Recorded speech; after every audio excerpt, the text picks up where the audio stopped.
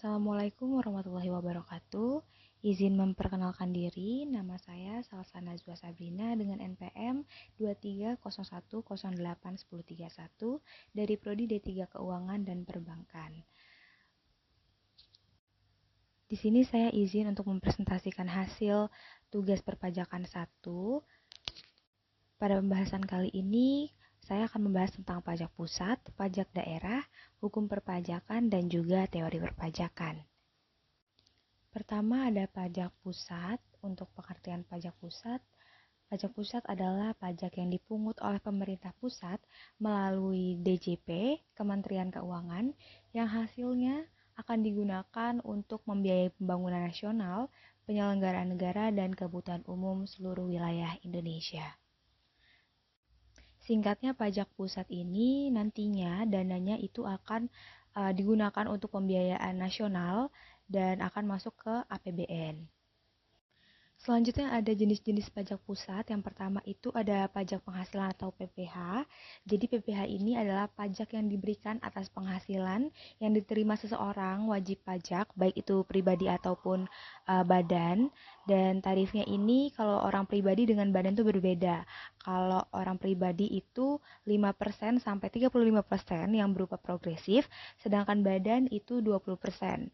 Contohnya contoh penghasilan itu seperti honor, gaji, atau penghasilan atau laba sebuah bisnis.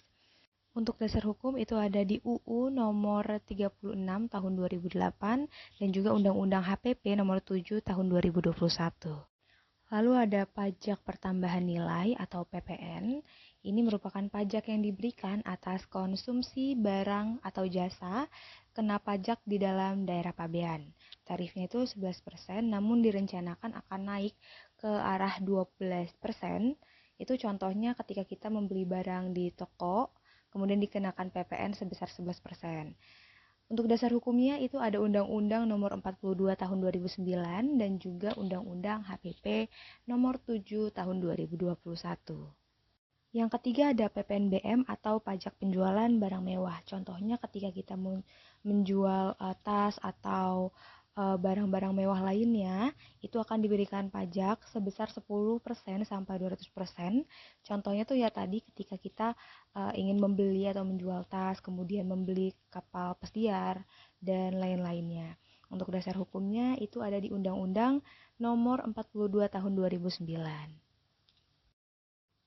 Selanjutnya ada bea materai. Jadi bea materai ini adalah pajak yang diberikan atas dokumen tertentu.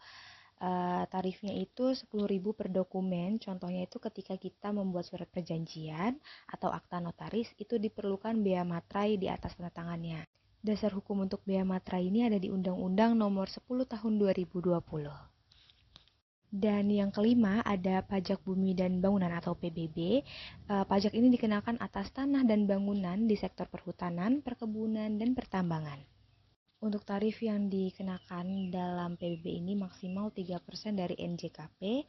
Contoh kegiatannya itu atau contoh objek dari PBB-nya itu adalah lahan tambang.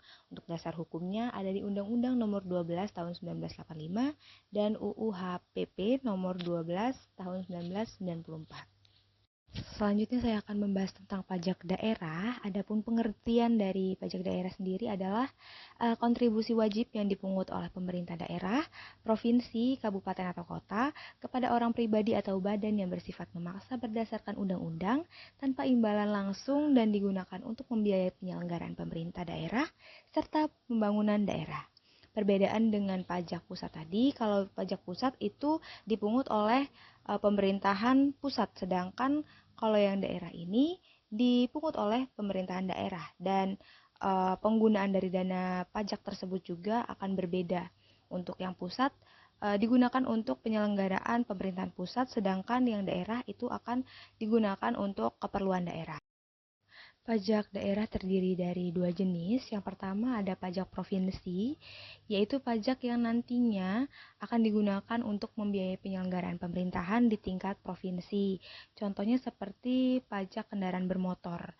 Untuk tarifnya itu 1% sampai 2%. Kemudian ada pajak air permukaan maksimal 10%. Yang kedua ada pajak kabupaten atau kota.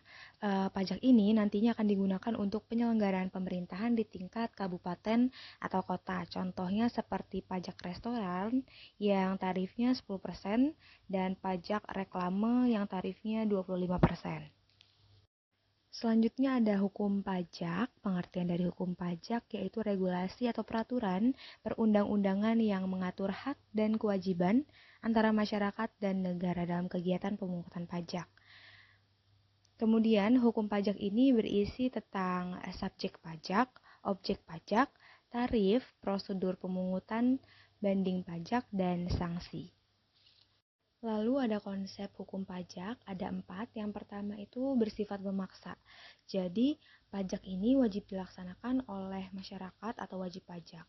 Kemudian yang kedua, digunakan untuk kepentingan umum, seperti membiayai kebutuhan negara dan masyarakat.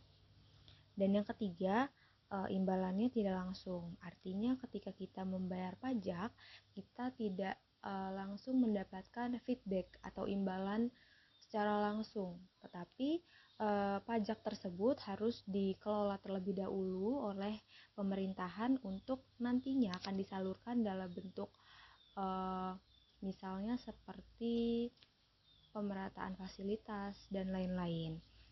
Yang keempat itu diatur oleh undang-undang. Jadi di sini pajak memberikan kepastian hukum bagi wajib pajak dan juga negara.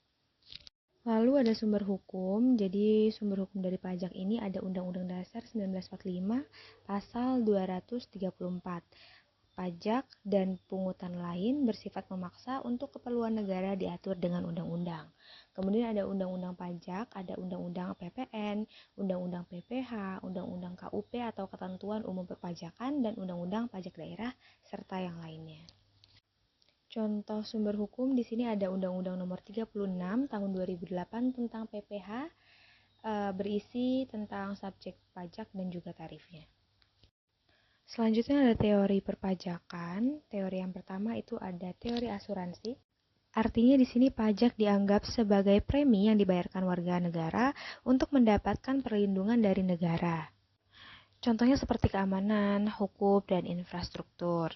Misalnya, dari hasil pemungutan pajak, dana tersebut nantinya digunakan untuk membangun fasilitas umum.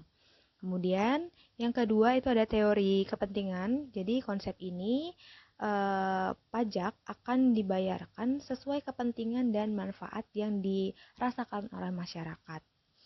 Contohnya seperti tarif PPH yang progresif, orang yang membayar lebih diuntungkan dengan adanya fasilitas negara. Cool, artinya iuran pajak disesuaikan dengan kemampuan membayar dari wajib pajak. Contohnya seperti tarif PPH progresif itu yang akan menyesuaikan penghasilan dari seseorang. Kemudian yang keempat ada teori bakti, artinya pajak dibayarkan sebagai bentuk bakti atau pelaksanaan kewajiban kepada negara dari si wajib pajak. Kemudian ada teori daya beli, artinya dengan berlakunya pajak itu tidak boleh mengurangi daya beli dari masyarakat. Tarif pajak ini harus lebih kecil daripada harga suatu barang yang dijadikan objek pajak. Contohnya PPN restoran. Ketika kita membeli makanan, itu PPN-nya tidak boleh lebih besar daripada harga makanan tersebut. Baik, sekian video tugas dari saya. Mohon maaf apabila ada kesalahan. Saya akhiri. Wassalamualaikum warahmatullahi wabarakatuh.